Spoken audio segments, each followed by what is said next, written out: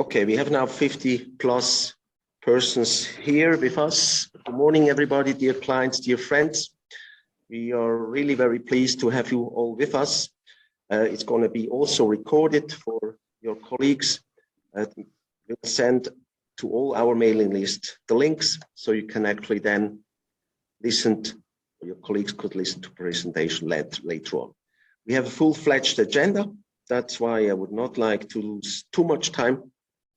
And I would like to jump immediately, basically, to the first slide. And that's the agenda. Just a second. Of today, we will start with Carlos from COVID-19 to inflation. Carlos, the floor is yours. Thank you, Alex. Well, good morning to everybody.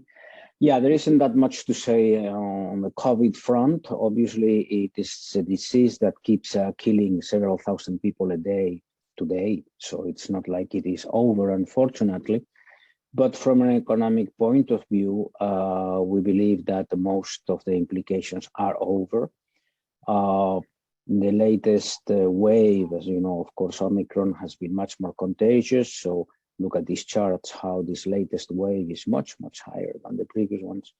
But it's going down very fast, precisely because it was very contagious. Eventually, there are no more people to be infected. And fortunately, it's been much milder. So there has been no overwhelming of the health system, etc. So we're getting out very quickly in the next few weeks. I mean, some European countries have already lifted most of the constraints, and Switzerland is doing it next week, and many countries are getting out. So that thing is pretty much over. Of course, there could be a nightmare scenario where another variant comes in, which is very contagious, which is not defended. I mean, where we are not protected by the vaccines, and which is very dangerous. All that could happen, but that would really be like a new disease, like a new pandemic, and that fortunately something that doesn't happen often. It's very interesting to see that throughout history, pandemics have lasted between 2 and 3 years. And this is what this one is lasting, because eventually the virus infects everybody and it just burns itself. So this is how it's finished in the past, and this is how it seems to be finishing this time. There is still some economic activity that is constrained, mostly related to air travel. In Europe and the US, road travel is now at the same level as in land mobility as in 2019. But of course, flying is still constrained, particularly intercontinental. So that is still some, we'll talk about it later, but still some demand for oil that will come, that's still not there. But overall, everything is getting back to business, which takes us to the next point, of course, which is inflation, which is the thing that is on everybody's minds. Yesterday, we can go to the next slide. Yesterday, we saw US inflation, 7.5 year on year. It's also up in Europe, less so, but about 5%, around 5%. Well, that's a fact. It's already happened. Everybody knew it was going to happen. And here we are. Now, the question is, of course, how this is going to last. Well, and this is not covering myself. I just like this quote from John Kenneth Galbraith. There are two kinds of forecasters: those who don't know and those who do not know. They do not know. When somebody comes up and gives very strong, very convinced macro forecast, particularly after something for which we have no real experience, which is a pandemic that stops the world economy, well, you have to be suspicious. Anyway, the key question, of course, is is this thing going to last? Is it going to increase, or is it going to go down? Now let's take a look in the next slide. I mean, why do prices go up? Prices are wherever they are, and they are wherever they are because supply and demand meet at that point. That is the point. You want to buy a car, you go to your car shop, the dealer, and he has cars. But he doesn't have too many cars either. I mean, he can sell all the cars. So that's The price at which cars are selling at a given point is the price at which you can buy a car, but there are not too many cars here, which is to say where supply and demand meet.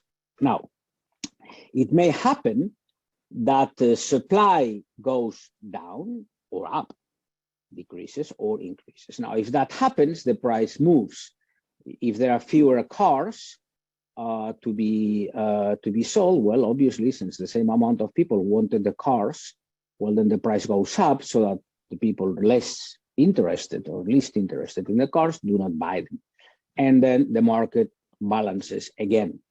You know, caviar is very expensive, so most people don't buy it. But if you want to buy caviar, there is shops.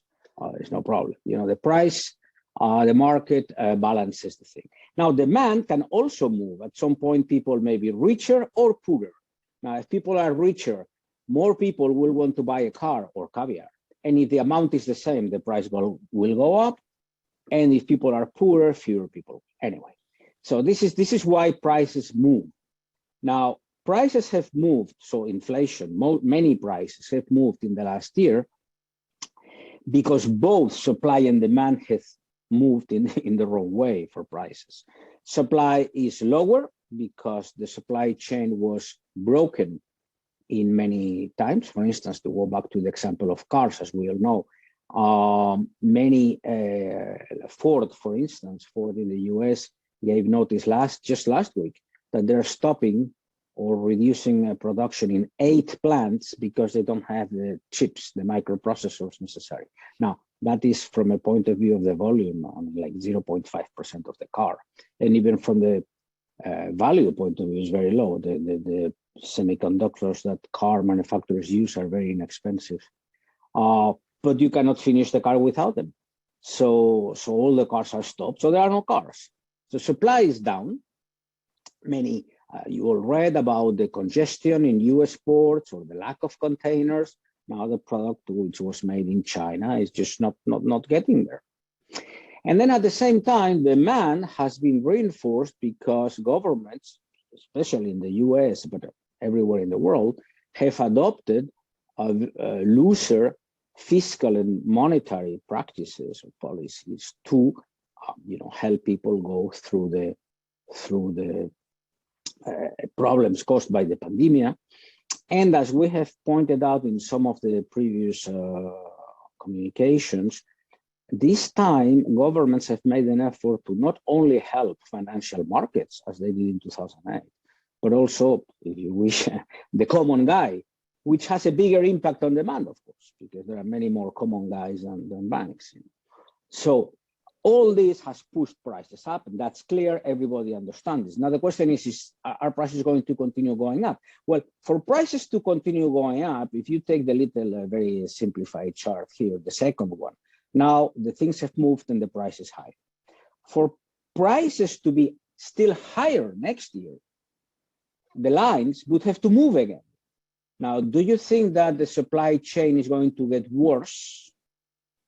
Do you think that the fiscal and monetary policies are going to get looser?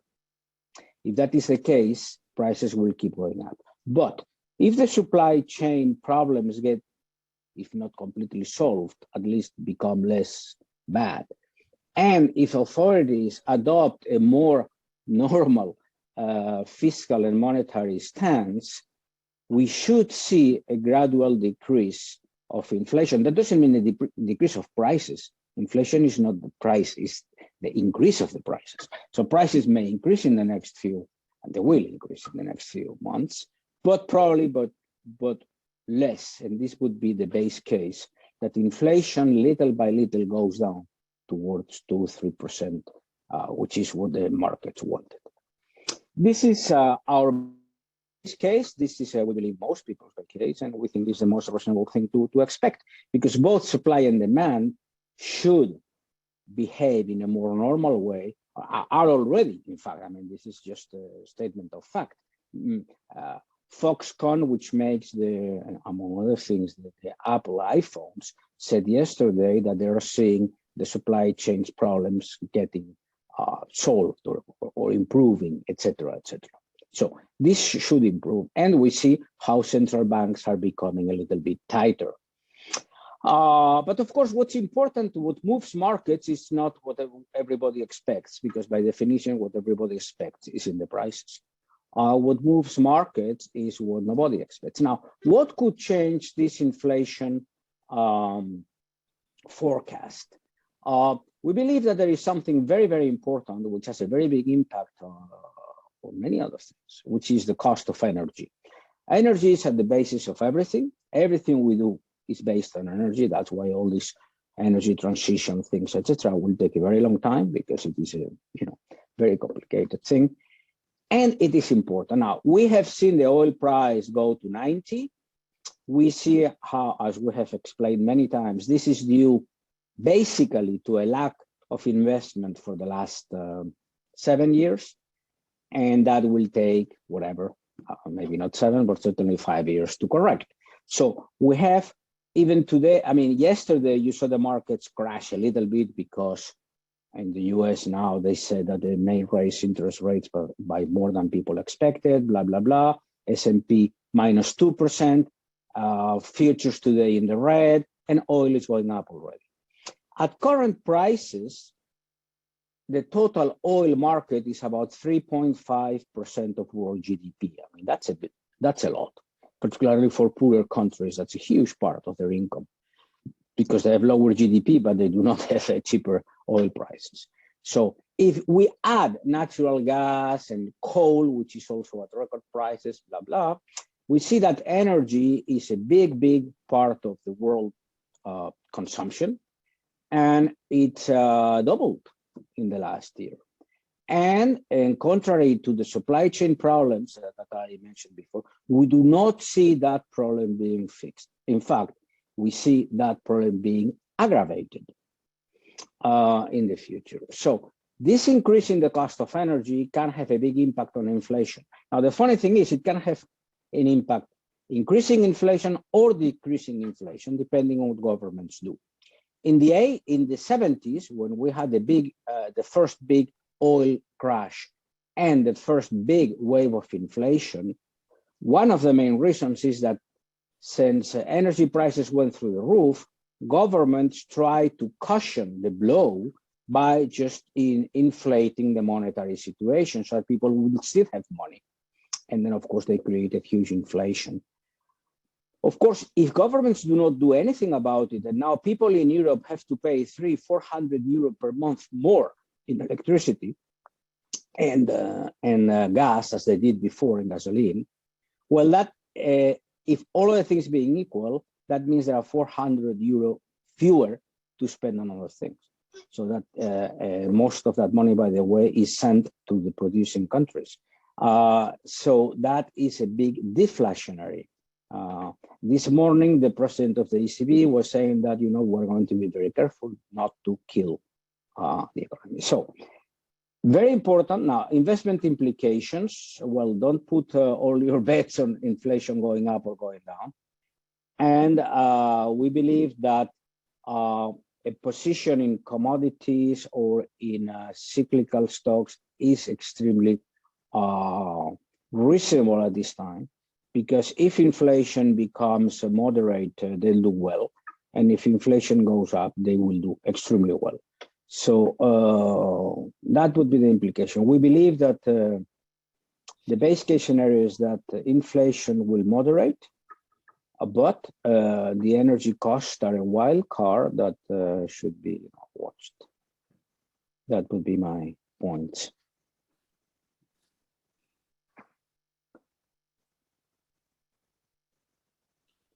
Can't hear you, Alex. Okay, I guess yeah. I should start. So Alex, if you can go to the exactly here, I want to start with where are we in the cycle? We often ask these questions ourselves, not because we invest on where are we, but it's important to know what is the macro situation, what is the top-down view from 10,000 feet. So 20 and 21, as Carlos was saying, were exceptional years due to the pandemic. It is true that governments reacted very quickly. In other recessions or problems, governments were slower, but this time they were fast, and they achieved a good recovery, and equities returned to the upward trend. So where are we in the cycle? The response, in our opinion, is that we are entering in the last part of the up cycle, what we call the consolidation part. And in this part of the cycle, it is natural that commodities, value, cyclical stocks do better than the market or outperform.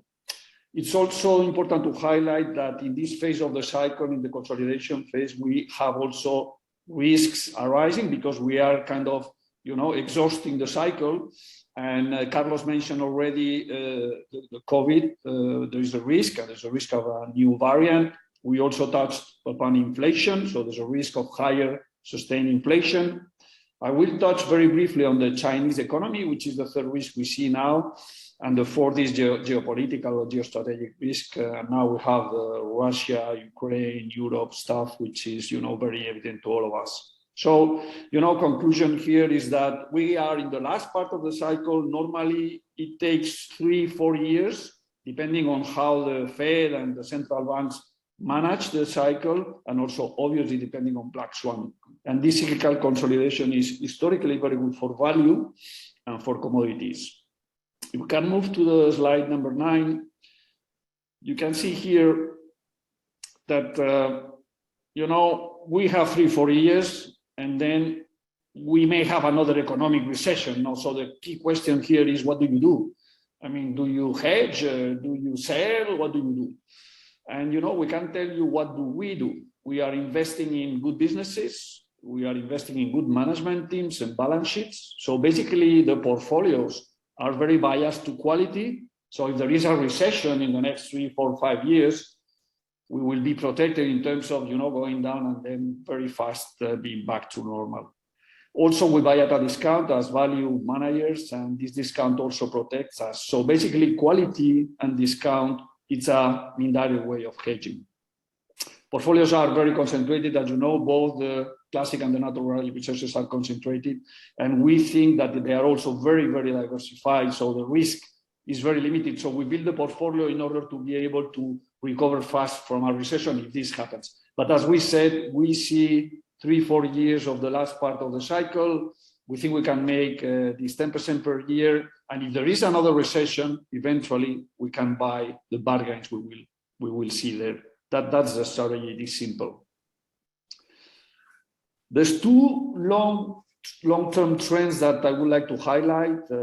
Carlos mentioned one, the green energy transition to fight climate change. This is very, very, very important. We need to, watch on this. It's going to provoke a kind of a big changes in many sectors, from CO2 cost, trading, legal. There's a lot of implications here, and it's going to affect a lot of sectors. So this is something we will take several decades, and we need to watch it. The second structural trend is the trend that is helping inequality or tackling inequality. This is a global trend that is kind of now reversing, and we will see policy supporting low-income households and basically what we call the traditional economy. So we've had maybe 15 years of low inflation, low rates, and massive stimulus. And this has fueled financial assets and basically wealthy people or savers. Now what we are starting to see is what Goldman Sachs calls the revenge of the old economy. So the new cycle is moving more to capex, to energy, to real assets, to commodities, and this also favors value. In the slide 15, just a quick word on China. This is a risk we wanted to highlight. So basically, China is very difficult to understand what is going there and more have a kind of grip on where the economy will go. But if we base our estimates on our experience, China, the government has been able to re-instrument the recovery many, many times in the past 2-3 decades. As risks, we see the property cycle, which is slowing down, consumer, which is a bit depressed and needs to be reactivated, and the crackdown on technology, that would be the risks. And on the positive side, exports, public spending, infrastructures, and fiscal and monetary conditions easing. So we think, as Goldman puts here in numbers, that this year probably will be the lower GDP growth in China, maybe 4.5, and then from there a slow and gradual rebound. In the next slide, Alex, just, every December, we take a look to the markets in order to understand and get grip on where are the markets, globally speaking.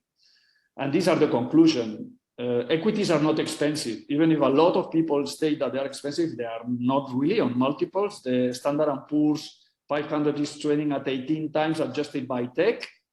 The European 600 index is trading at 15 times, maybe a bit lower even now. So this is below historical standards. And only we find a clearly expensive index, which is the Nasdaq. It's trading around 28 times earnings, and it's close to the peak. So this is not really surprising in the moment of the cycle we are. What is a bit surprising is the corporate profits. And the issue is there. It's, higher operating margins, lower financial expenses, lower taxes. Returns are well above historical means. So, we may say markets are not expensive, but profits are a little bit inflated. I'm not to extend too much here, but two sectors we find expensive: technology and quality industrials, and two cheap: energy and financials. And as cheap sectors, we would highlight Europe, Brazil, Russia, China, energy, financials, consumer discretionary, health, value, small caps, and commodities. We are not basing our investments in this, but this helps us not to make mistakes. In the next slide, Alex, basically, we're going to move down to the classic. So from the top-down view, the classic fund did very well last year, up 21%. This year we are starting also relatively well. The fund is up 7%. I think year to date 7-8%. We did more or less in line with most indices last year. So global value up 19%, MSCI global growth 20%. It is true that the US index was stronger, 27%, Europe 22%, and it was a bad year for emerging markets that were down overall. For the classic, good sectors were technology, energy, and financials. Negatives were cement and health. I'm not going to go to the detail of the stocks, but basically we ended the year with a NAV of 494 euros per share versus our target of 475, so it was a good year. And we still think that commodities is going to be, commodities and value is going to be very positive this year. Alex, please, next slide. We updated the models. You know that the intrinsic value of the fund is the weighted average of the stocks we have. So the intrinsic value of the classic is now close to 800 euros per share. The IRR is 14.4%.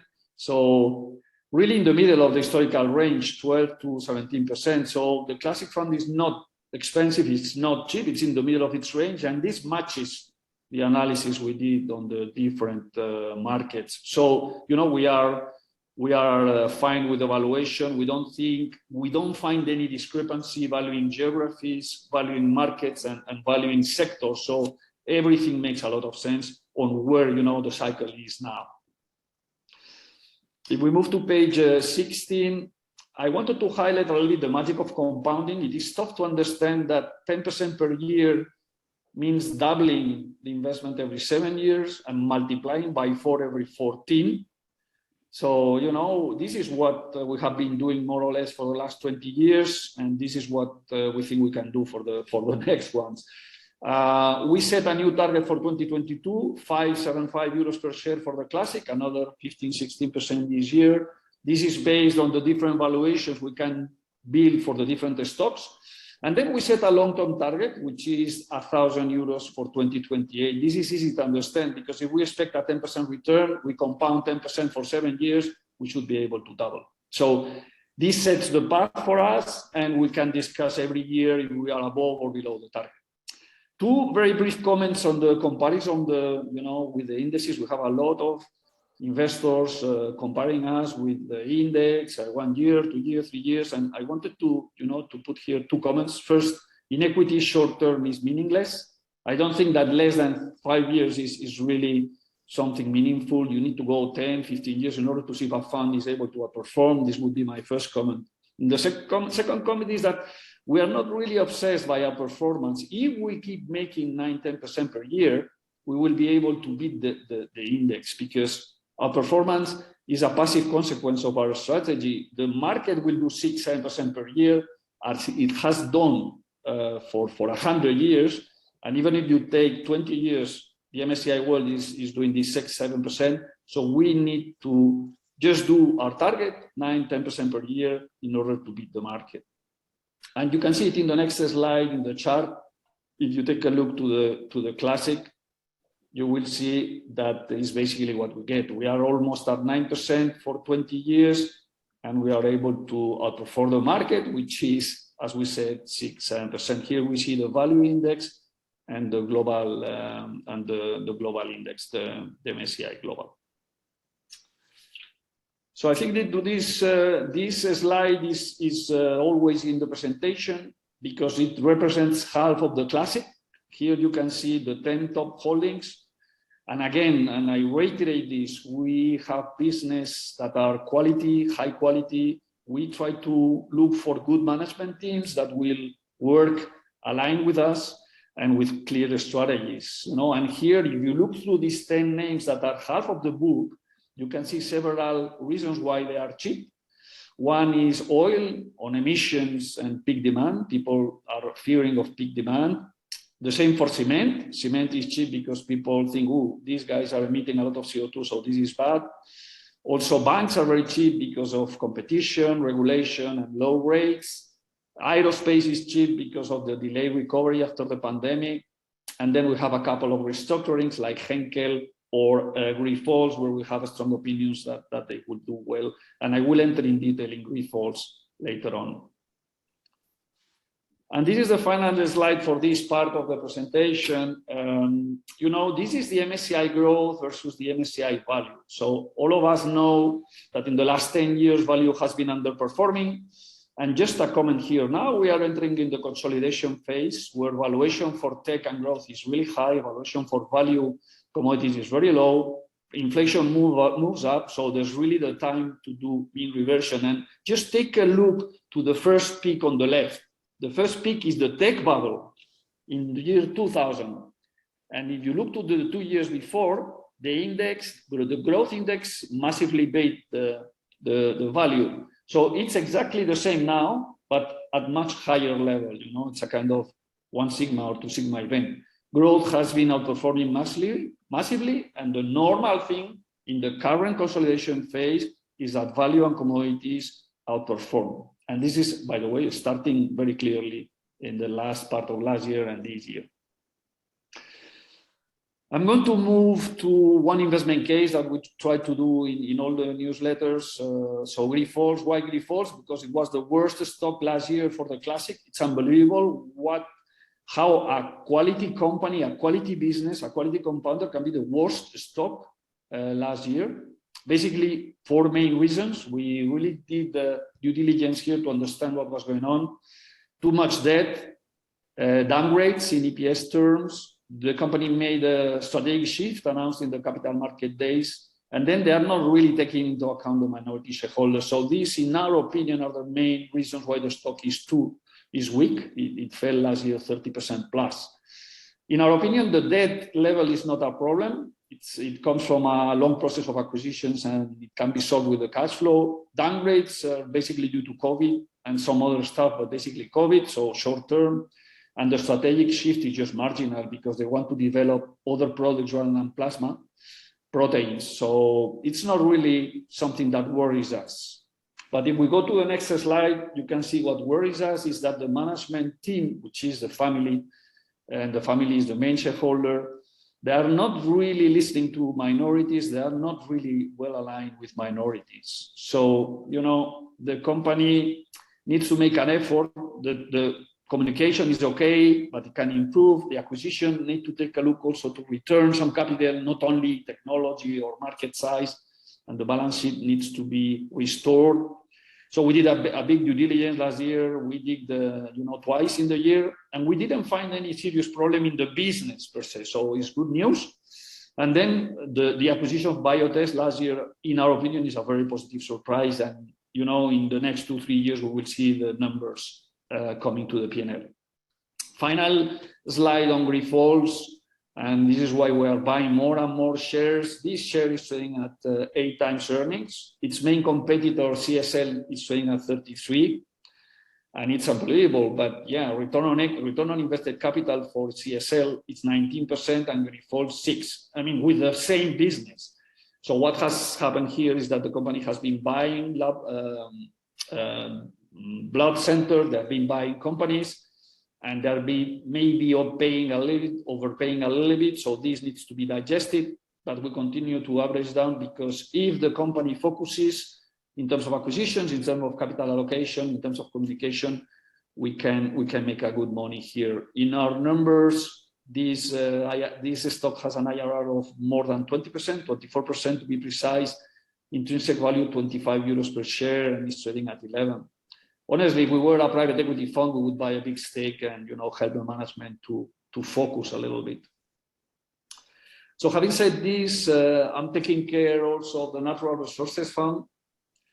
The Natural Resources Fund last year was fantastic, 40%, outperforming most on the indices. Also stronger start this year, up 7-8% year to date. This is important. It's just the beginning. We have investors that are asking us, should we sell? Should we take profits? We are convinced that we are entering in a commodity super cycle. Long duration, basically due to the difficulty to bring new supply. So this time is different. It's a sentence that is very risky to state because normally there's no differences, but this time it is, because we have 2 cycles. We have the normal cycle, the commodity capex boom bust cycle that maybe takes 10 years per side. And then we have the cycle that is going to be fueled by the energy transition. And by the way, we won a prize. So, we are proud to share this with you. It was the best fund in sharing alpha in terms of natural resources. Here you can see the look-through of the fund. So very well, we only invest in stocks. We don't do directly commodities, but the look-through is 50% energy, oil mainly, and gas. Then we have around 30% in green metals, copper, nickel, lithium. We include uranium in green, although it's not really green, but it will help the transition. And then we have another 20% with different inputs like cement, salmon, cables, and agri-food. So this is basically the look-through. How we want to add value here. Basically, I added here 6 or 7 ideas. We look for commodities that are scarce, where supply is difficult. We avoid majors. These majors are taking cash flows from projects of 20% return and investing them in renewables at 1%. So it's crazy. We look for tier 1 reserves and tier 1 assets, safer geographies, although this is increasingly difficult, near production or in production because of cash flow and risk, good balance sheets and sound management. So with these cornerstones, we try to add a little bit of value to the broad indices.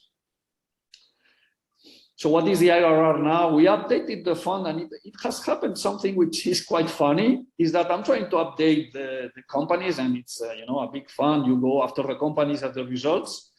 And then the problem is that some of them are generating more than 20% free cash flow per year. So this means that you're doing your valuation, and in 4 years, the company has completely taken the enterprise value to 0. So basically, the valuation disappears with the free cash flow. So yeah, that was an interesting anecdote, and this is why we are a bit late with the update. The IRR of the fund is 14%, and the intrinsic value is moved to 180, even a bit more now. Some people ask us why the IRR is like the classic when the natural resources now is in the beginning of the cycle. And we must say that the valuation is very conservative based on mid-cycle only, mid-cycle estimates. When we think that really prices of commodities, margins and returns will move to the much higher level in the next few years. So if we apply this upside, the price of the fund should be closer to 300, and this is what we want to play with the natural resources fund. And it's not going to be 1 year, it's going to be probably many years. So Alex, if you can move to the slide 28. Thanks. Here, let me use a couple of minutes to dive in on the structural trends. There's two cycles, as we said, commodity cycle, which is a long one per se by nature, and then the energy transition. So what is going on is capital flows are getting out of fossil fuels. They are getting out of oil, of gas, of cement, and many other CO2 emitting industries, fertilizers, chemicals. And this capital is moving in renewables and green industries.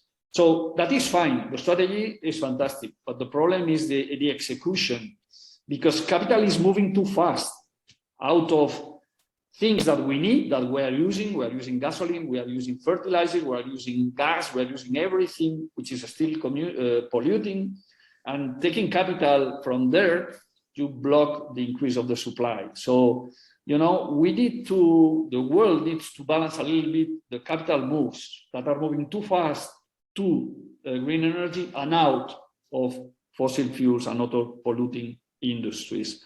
So, I found in the FT a very, very interesting sentence, and they were saying oil and gas supply is moving to zero carbon and demand is not. And I think it's a fantastic summary of what is going on. And this transition is not a matter of years, it's a matter of decades. So a little more detail in the next slide. What you can see is, trying to understand what is going on let's split the commodities into what we call gray or polluting commodities and green commodities. So in gray commodities, oil, gold, gas, coal, even uranium, we are taking out the capital. CapEx is down and nobody wants to invest there because ESG or whatever reason. The result, higher prices because you are slowing down supply, and demand is still strong. If you go to the other side of the equation, on the green commodities, basically green metals, what we discussed, copper, nickel, lithium, etc., what we are seeing is a huge acceleration in demand, but the supply is very limited because building a mine, bringing a new mine is really a huge effort. You have even projects that are being blocked here and there. So, basically the conclusion is we are entering in an era where emitting CO2 is going to be very, very, very expensive, and this is feeding through the different sectors. Thanks a lot, Marcos. By the way, just an organizational remark from my side. We already have received the first question over the chat, which is exactly the right channel you should ask your question, but we will take the questions at the very end. With that, I would like to pass on to Urs. Maybe to Marcos first again, to the oil. I think Urs does the part on energy. I will do 3 or 4 slides on oil. Why? Because oil is a very important part in both classic and natural resources. Classic is like 15 to 20% of the fund. Natural resources is half of it. So this is the short term, 2022. You see the spare capacity, which is collapsing. It moved up to almost 8 million barrels in the pandemic, and now it's moving down to more normal levels. What we expect in 22, demand growth of 6 million barrels a day. Why? Because we're starting with 1.5 million under supply. There's a gas to oil move because gas prices are very high. Then the Omicron is fading. This adds more, demand, another couple of millions, and then jet fuel. So this total 6 million, and on the supply growth, OPEC 3 million, 3.5, Russia half, US 1. So basically, you see here that even with the inventories, demand is higher than supply. This is why prices are at 90. You go to the next slide, you see the long term. So we saw the short term 2022. If you look to 2030, in 22 we'll have a demand of 100 million barrels a day. We factor in growth for the end of the decade of around 7 million barrels, the green bar. Then there is the decline, obviously, which is a 3, 4, 5% per year, another 15 million. Then do you discount some projects that are coming, but basically the gap is 20 million, right? So we need to find or to develop 20 million barrels a day supply, which is 20% of the total market. So we need incentive prices to, to push companies to develop this oil and gas. And the problem is that ESG, financial discipline, are impairing this capex. So we are in a new situation where even if we have incentive prices, some projects will not be developed. In the next slide, you can see this. We put it in most of the presentations. So if we need 25 or 20 million barrels, you go to the x-axis, you go to 20, and you see what level of resources do you need, and you see the marginal, right? So at 20 million, we need deep water, non-OPEC, and even backend. And at this, you draw the line to the left, and you see that we need at least $80 per barrel without taking into account that we have inflation. So this $80 per barrel will move up with everything. And just a couple of slides, I think, left. One is on oil prices. There's a lot of people that tell me, hey, oil prices are very high. And this is a perspective that nobody, wants to discuss. Oil prices in the early 90s were hovering around 40. Now we are hovering around 80, which is okay. It's doubling over 30 years. It's a 2% increase per year. So, oil prices are not expensive versus many, many other things. We need 80, 90 to incentivize supply. And what we say, ESG is blocking all these mechanisms. One important thing I wanted to highlight here that not many people comment on is the CO2 cost, okay?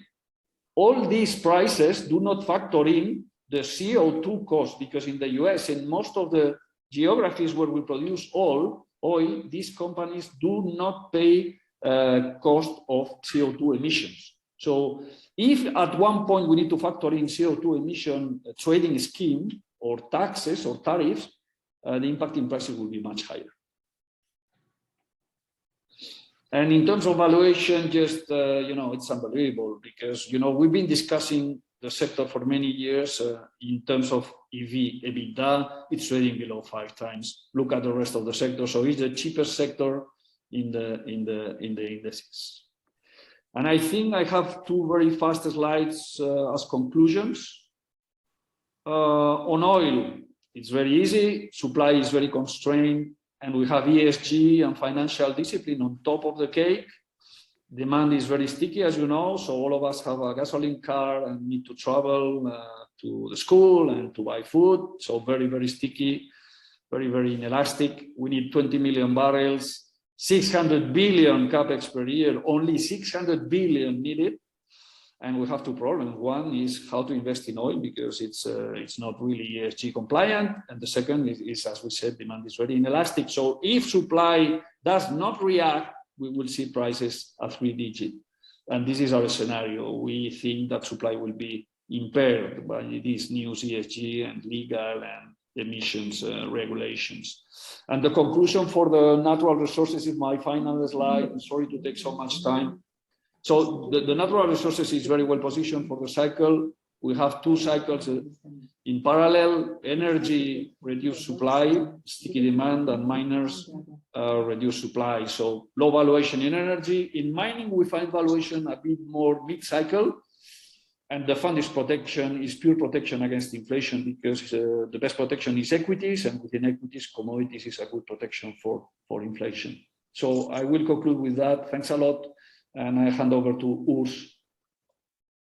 Thank you, Marcos. So I will have a few words about the gas situation in Europe. I thought that's an actual topic. So please keep in mind, even if we talk about oil or companies are stating, every company is stating its production or reserves in barrels of oil equivalent, but virtually every company has at least 50% gas exposure. So in general, we all know the problem. These are the projections for the electricity demand or needs of the world. It's going to double in the next 20 years. It's a bit the thing what Putin calls the golden billion. It's 1 billion people on the world who consume everything and the rest virtually nothing. In energy, it's 10% of the world's population, which consumes 70% of energy. And we all know these charts about per capita consumption in all these populated countries in the world, which do want to have a better standard of living. So the world is going to be in more and more competition about resources between these all populated countries, particularly in Asia, which has a very low per capita consumption of resources. and a very young population in general. So maybe on the next slide, Alex, that's a bit an interesting chart just in Europe, which I want to focus a bit what you see there and what is the kind of energy consumption. It has to be said, and worldwide, out of the electricity production, 80% is produced by boiling water, and therefrom 10% with nuclear and the rest with gas and coal. And of the remaining 20%, 75% is hydro. A bit of wind where it's windy, solar is virtually inexistent. And this is the situation. Within the energy mix, we have a clear trend that gas is growing fast and taking market share of coal, because particularly China, for example, wants to decarbonize its electricity production. And so we were going to have more and more competition for gas. Maybe the next slide, Alex. So the actual situation in Europe is that we have a very low level of gas storage, which was foreseeable. I mean, Europe was warned for years about that. It came by decline production, which is structural in Europe. A very cold winter last year, which depleted the gas storage, and now not enough production to refill it. And this is probably more structural than people might believe. And I have to say a few words about this problem about off-take agreements. It's not just in gas, but in many commodities, you know. Not everything is for sale to every person. I mean, you can put the gold bar in a plane, or oil is very flexible, but in many commodities like gas, which most of it's piped, you know, you need to have an off-take agreement at the end of the pipeline. Similar in ore, where you need to have a refinery which guarantees to take your ore, because you cannot sell ore, only refined metal. And this is what, for example, Europe was believing, that we are always in a buyer's market. There's too much gas anyway, so they didn't want to commit for gas for 30 years like China is doing with Gazprom. So therefore, there was not enough investments into production and particularly transport capacity. I mean, let's take the situation with Blue Stream, which has not been built, or of course the quite crazy situation with Nord Stream. It's a bit ridiculous. No, it would be like if you own a ski resort in Switzerland, you have very good snow conditions and you don't open up the ski lifts, and afterwards you complain about the tourists not buying season tickets and ski tickets. But for the next slide, I want to show you quickly what is really the situation on the supply side. It might be a bit different than what you read in press. Gazprom was able to export around 5% more gas outside of the former Soviet Union, and to big countries, or their biggest customer like Germany, it was nearly double digit. Italy, it was 20%. And Turkey is an outlier with 60%. This is because they opened Turkstream. So it's not the case that Russia or Gazprom did not provide more gas to Europe. And you can be lucky, by the way, that a lot of this gas comes under long-term contracts. Otherwise, if you would have to pay spot prices for everything, you would probably pay 10 times more instead of maybe 50%. The other big supplier, Norway, was also able to around export 5% more. Casco is the Norwegian pipeline system from the Norwegian continental shelf, which goes to Europe and Great Britain. It's nearly 8,000 kilometers of pipeline. Gazprom, as a comparison, has nearly 200,000 kilometers of pipeline. But here you see the same. You don't blame Norway, or nobody blames Norway to try to starve out Europe and not delivering gas. So they were also able to increase 5%, but also not more. And maybe next slide. This is more the problem, or maybe you have to first read some remarks about the spot market or the LNG market, which is important because Norway and Gazprom are the big pipeline exporters and the major partner, but there's more and more LNG. And let's just read down the situation, what happened last year in LNG. Australia overtook Qatar as the world's largest LNG exporter in 21. It increased exports around 5%. Australia shipped its LNG supplies exclusively to Asia, except for 2 partial cargoes with 30,000 tons that was going to Spain. So LNG had a huge increase in production, but virtually nothing came to Europe. It should be our ally, but they didn't help us, it seems. Qatar boosted its export to Asia and Latin America at the expense of Europe last year. It delivered 59 million tons of LNG to Asia, and the exports to Europe fell by 23%. And the third largest LNG exporter is the US, which overtook Malaysia some 2 or 3 years ago. So the US had a strong increase in LNG production and exports.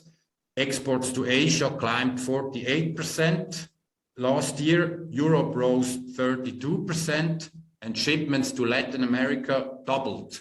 So also the US exports, the growth in the exports were the lowest to Europe. And of course, now you can say these are very bad people, these Qatari and Americans and the Australians not helping us with our gas shortage. Keep in mind, Australia is part of the Commonwealth, and in the UK, we even had to shut down the fertilizer production. So this is going to have some impact. But of course, these are not bad people. We have a shortage in electricity all over the world. Japan is the biggest importer. It was created or has its origin at the reason of the shutdown of Fukushima. China overtook now Japan as the biggest importer of LNG. And of course, you have spreads, and transportation. So obviously for Australia, it's much more efficient and obviously cheaper to export its LNG to Asia instead of Europe, like they do with everything from iron ore to lithium and all the other stuff they produce. So I think this problem is not going to go away because of these transport situations. Maybe then we see some headlines we just saw. This is the problem about Europe. We have a strong decrease in our production. This is the production of the North Sea. You see that England was 20 years ago self-sufficient in gas, or the UK. It started to be an importer. Now it's around 50% of UK's gas needs are imported by mainly Norway, Gazprom, and LNG. By the way, LNG is of course much more expensive because you have to cool it down, I think, to minus 150 degrees, and obviously transportation is more expensive. And due to the decline rates and the underinvestments in the North Sea, we will see the situation that 20 years from now, it's estimated that England will, or the UK will have to import virtually all of their gas needs. So it goes a bit to Marco's point. So of course, we have Gazprom in the natural resources, but gas reserves, for example, in the North Sea, which is going to be in strong demand, and it's questionable of these Royal Dutch and BPs of this world having the right strategy, throwing them away at virtually giveaway prices at this structural situation. So this is the situation of Groningen. This is the largest gas field in Europe, continental Europe. It's going to be a disaster. It's collapsing, and it's planned to be shut down. I think in 10 years, also earthquakes. And so I think it used to supply virtually a third of the Netherlands' energy. It's a joint venture of Exxon and Shell. So we have a huge problem in Western Europe with gas production, and we need to import more and more. On the next slide, so maybe we can see where do we want to import it, obviously where it is. And we see Russia has by far the largest gas reserves in the world, followed by Iran, Qatar, the States, and so on. Now, not many of these countries are actually in Europe or close to Europe. So the natural partner is obviously Russia, which is in the middle of Europe and Asia, and the rest is not in Europe and has to be shipped. I've always to say a few words about the United States.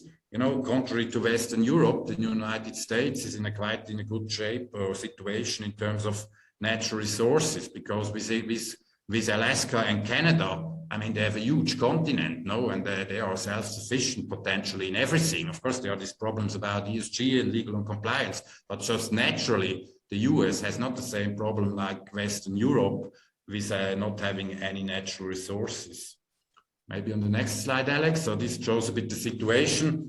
If you look at the pipeline situation of Gazprom, where you have these huge natural wells of Russia and this consumer market in the West, which needs to import more and more, or virtually everything. And then you have the East, which is virtually, I don't know, 4 or 5 billion consumers, which are hungry for everything. And so I think Europe should rather be a bit cautious to push all these natural wells into the hand of these Asians, which obviously need more and more. Maybe the next slide. I mean, you see these figures. This is just recently another agreement between Russia and China to sign a 30-year agreement for gas, like Power of Siberia was. This is what I talked about, that you need long-term contracts. For example, Power of Siberia cost 80 billion, more than the market cap of Gazprom. And if you do such an investment, you of course need to have the guarantee that the other guy at the end of the pipeline also takes your stuff and not just say, okay, today I don't like it. So we see here the situation on the down below. Europe is the biggest consumer of gas, but is soon be overtaken by China, which wants to decarbonize its electricity production. Of course, has a big growth in electricity. By the way, just recently you can check out the headlines in oil. No, there were big contracts signed by Rosneft and India, and you know, this is probably doesn't bode so well for other consumers. If you have like these countries like India and China, which more and more you know, take their hands on these scarcer and scarcer commodities. I mean, it's not just oil and gas, it's virtually everything. Thanks. Thanks a lot, Urs. With that, actually, I would like to go to the conclusion. Looking at the time, we already are slightly ahead of our plan, so I rush fast. This chart is just a similar chart that Marcus was using, so we don't have to show it again, this one as well. Just one point here. We have been 5 sigmas away from the average, from the mean, which is in the insurance space would be an event that only takes place once every 4,000 years. Now, the last chart, or last 2 charts, 3 charts I would like to show is this one. That's the chart which is the main case for the natural resources space. If you look at future prices measured in S&P 500, it's absolutely amazing. This chart is updated on the 8th of February. We are still down here. And this is a time span of 50 years. Here in mining, you could see relative to MSCI World that, of course, we are up. But if you believe mean reversion takes place, we can easily double from here, and we would be just in the middle one. Energy, which is looking more constructive almost every day, it has to turn the corner, but also going through the mean would mean basically that we would triple from here. That is actually the last slide. And now I would like to start with the questions that we have already received. The first question was actually already given at the very beginning from Florian, and he was asking, what is about the salmon sector? We have the salmon sector in the natural resources space, but also in the classic space, in the classic fund. How do we see the impact of inflation? Is it not a problem that higher prices, feed prices then lead also to lower margins? Maybe Marcus? Yeah, sure. So basically the salmon sector has had a problem of costs for the last 5, 6, 7 years.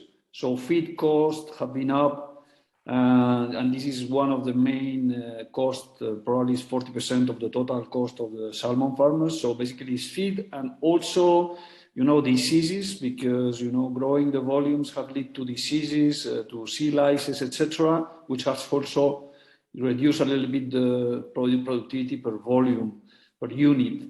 So inflation, we will have higher prices, and we will have higher prices for inputs and higher cost. What we think is that on the supply-demand equation, the supply will not be able to follow demand, because, for instance, in 2022, Chile and Norway, that produce 75% of the production globally, will not be growing. And demand at flat prices goes 8, 6, 7, 8%. So what we see is that these companies in this current lack of supply will be able to pass prices. Also, it will be easier because prices will be moving up in all the protein chain. So chicken and beef, everything will move up. So it will be easier to pass on prices. So we think that at high salmon prices, we will see high salmon prices in the next few years. And this is one of the reasons we have the sector. Thanks a lot, Marcos. There's another question, which is, I think, for Urs. Somebody wants to know our view on nuclear. Urs. Yes, I mean, of course, we read now in the newspaper that the nuclear is going back and so coming back. So, but you know, you have to be a bit careful. I mean, it's just a story. I mean, in terms of it was never away. You know, we have like around 10% of the existing fleet is in construction. So mostly in the East, like everything in China, in Russia, and so on. And now the Europeans are discovering that they would need some electricity as well. But, you know, I think yesterday there was a statement of Macron. And, you know, he said, yeah, obviously they're going to build some 6 new nuclear power plants. The first one should go into production in 35. So we will see how fast this is going. I mean, I just always say, you know, check out how difficult it is to build a football stadium in Switzerland for 18,000 people because of the shadow and so. So I'm not so optimistic that we will see, you know, a huge jump in the demand of uranium. But I mean, you know, with 10% in construction, it will be connected to the grid. So we will see a demand growth of probably 2%. And of course, the risk is rather on the upside. But the problem is rather, as Marcos said, like everywhere, is the supply side. So we had since 10 years of underspending, no investments. You know, the uranium price is so low that even the best mines in the world were taken into care and maintenance because it was cheaper to buy on the spot market for the ones like Chemical and delivering to contracts than operating the mines. And, you know, we're talking about mines with 10% grades, 10%, you know, this is not something usual. And of course, you know, now there is going to be a lack of uranium and the utilities didn't contract for 10 years because they thought, you know, we're going to buy it anyway in the spot market, much cheaper. Who is going to buy uranium or contract uranium for $40 when the spot market is at 20? You know, you look like an idiot. So you rather wait. And because you're anyway able to buy it at 20, but now the problem is this uranium is not existing at 20. And now we have a increasing activity on the contracting and the uranium price is moving up. And therefore we have an exposure to uranium. There is the situation that only 2 companies are actually producers, which you can buy, which is Kazatomprom and Cameco, which account for 50% of the mine production. And the rest, what you read about uranium stocks, they are not really uranium stocks. They have projects or even other projects than uranium, but the production of the other 50% is actually coming from government-owned companies like Novo in Uzbekistan, like Rosatom, or it is a byproduct from other mines like BHP's Olympic Dam, copper gold mine. So these are only 2 mines or companies which are available for us, and we have a position in these companies, and we will keep that, and it is strategic. Thanks a lot, Urs. Maybe a question for Carlos that we have received here on my email. Where do you see basically what is very important to focus on which kind of companies when it comes to inflation? Well, inflation, by definition, that's what it means that all prices go up on average. If all prices were to go up, well, it wouldn't really affect anybody. You simply consider that when you had 100 euros, now you have 90, that's about it, and everything else stays equal. Now, of course, an average hides differences. Now, inflation affects mostly financial things because financials do not go up with inflation, and I explain this. If you have a bond, the bond is a nominal, well, there's some inflation linked, but the normal bond, it has a nominal value on it. So anything that has nominal values on it, you have to flee. Now, a company that has a lot of debt on fixed, long-term fixed terms is a winner from inflation. And a company that is owed debt, or anybody who owns lots of debt at a fixed rate, is a loser from inflation. From the point of view of the ability of companies to raise prices, again, if there is inflation, everybody raises prices because that's what inflation means. But again, some companies can do it more easily than others. Which companies can raise prices more easily? Those for whose clients buying the thing is not optional. Well, that falls mostly on industrial commodities. Nobody buys copper because they feel like buying copper or because copper looks cheap today. You buy copper when you are making electrical things. And if copper goes up, you keep buying copper because your option is to stop making electrical things. So any company that produces something that the clients need or that represents relatively little amount of money, like good consumer brands, etc., which has some sort of differentiation, can raise prices. Now, companies like, for instance, in consumer products, which are selling products which are not really very differentiated, but people still buy them because of kind of inertia.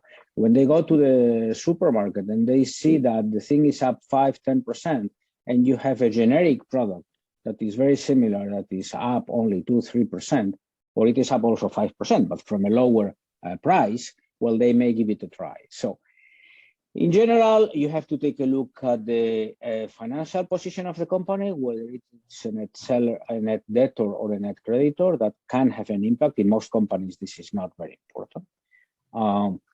It could be important for banks, things like that. And in general, companies which sell things whose clients must buy. And that's why commodity producing companies or equities are such a great investment in times of inflation, because it is not optional.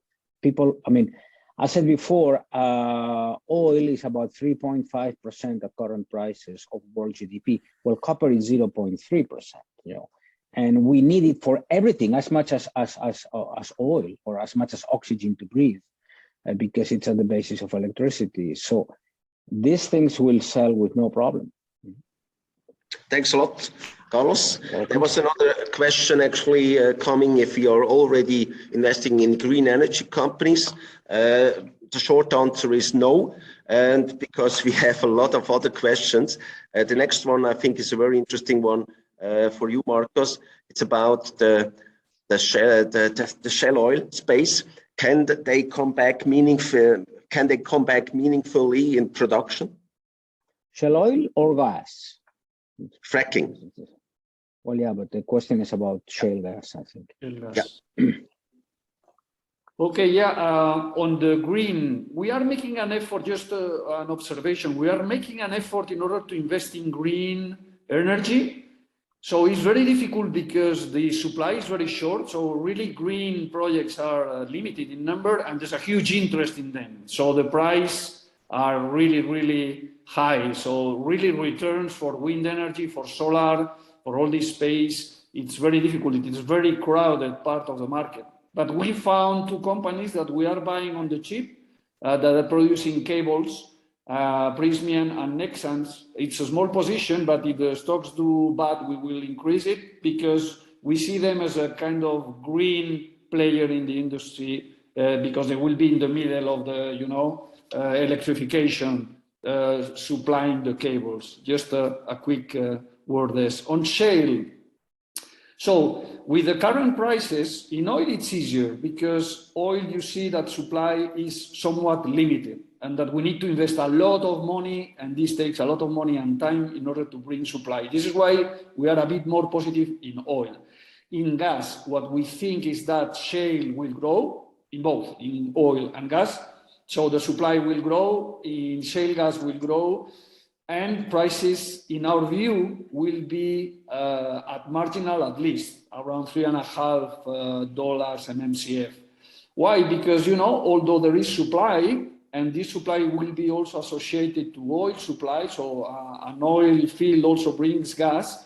We see the US producing more and Australia producing more and Qatar producing more. So, but we also see demand outperforming expectations. So we see huge demand from China, huge demand from Asia, huge demand from Europe, because we need to just basically the easy way to reduce emissions is coal to gas, move from coal to gas. So what we think is that on the demand side, we will have a much bigger demand in gas for the next few years, for a lot of years. Even the European Union is labeling gas as green because they understood this, that the easy way to reduce emission is coal to gas, huge demand, and then the supply is there, but we need to invest. We need to invest in oil and gas, and this will, you know, it's increasingly difficult. Also, gas is not as fungible as we think.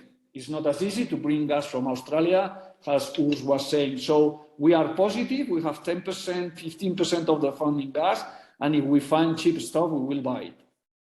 And maybe just to say about, I would have some old pictures about fracked gas somewhere in the prairie of Alberta, you know, then of course it's already the problem with oil sand. If you don't have a pipeline built by Biden, they're not investing into the oil production to the consumer markets in the US. But if you have some shale gas, which has even worse decline rates than fracked oil, I mean, you know, then it's there in the out of nowhere in the prairie in Alberta, but it's not at my household in Europe. So this is quite a difficult thing, no? Even if you don't want to invest in pipeline, which has much more better economics, so how can you bring some shale oil from Alberta to Germany? So I think it's not that easy. Yeah? And the transportation, by the way, is not getting cheaper neither. If you look at steel costs and all these things, you know, this is a big problem, as we all know. There's the next question, or the last question maybe, that we take, because we are already a bit behind our schedule. For Urs, what is our view on the carbon markets? And are you envisaged to being invested in this space?